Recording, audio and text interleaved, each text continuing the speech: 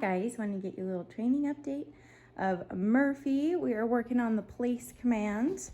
I'm going to show you how cool this command is. This is going to make your life easier. Okay, Murphs. Good boy. Good job. So we're using lots of food. We're using our leash and we're using a little bit of e-collar. Good job, Murphy. So he knows what we're practicing, so he's just going to go ahead and do it. But what I want to say to him is Murphy, place. Give him an opportunity. Good boy. Now I've started to layer in some e-collar, and what I mean by that is I'm using the lowest level possible where he can feel it, and a lot of guidance through my other tools. Lots of guidance through my food, lots of guidance through my leash, and my body language. So when I say layered in, it's just very small layer at this point. Eventually it's going to be something we depend on a little bit more. But I'm just using it for just a few commands here and there. Murphy, okay. Good boy, good job. And I'm not having him hold commands super long. So what I would recommend when you guys get him home is practice this a couple times and actually do some tethering. Murphy, please. So I have this old raggedy leash and I put it kind of close to my piano or my baby gate, where if I needed to get some work done, I could just kind of just stick him here and teach him to be relaxed and calm when there's nothing to be done in the house. And that's hard for a puppy, so I wouldn't have him do that for more than 30 minutes. But it is a really good exercise. So if I'm doing dishes or something, like I can tether him to this place bed, be coming back and giving him some food. Good boy.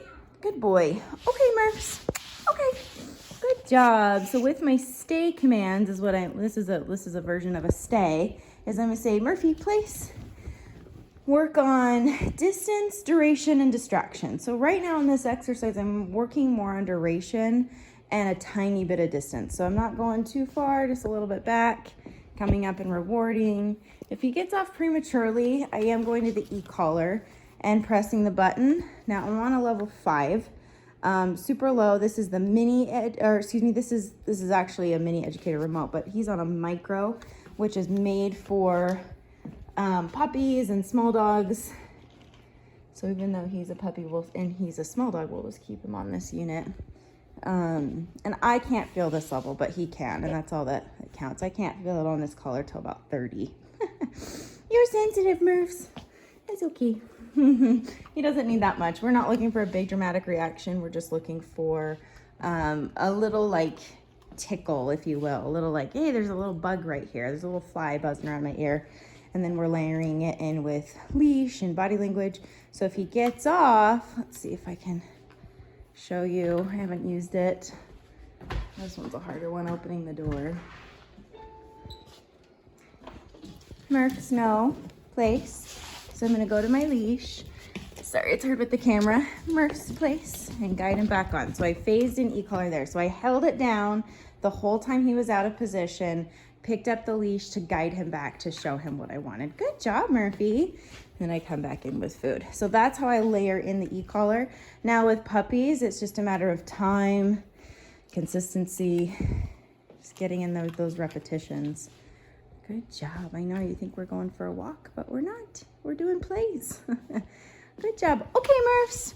Okay, good. And I practice okay and release him to food because I also want him to understand, you like the bed?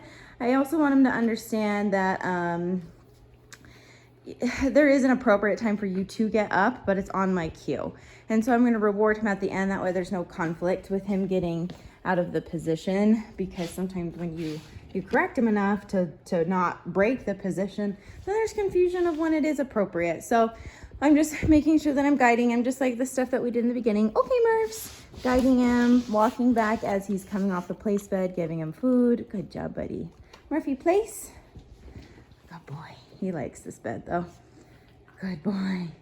Good. So I like having a couple place beds. Like I have one right here. There's one in my bathroom. And I just like having them around the house. Sometimes I put it back in the corner over here.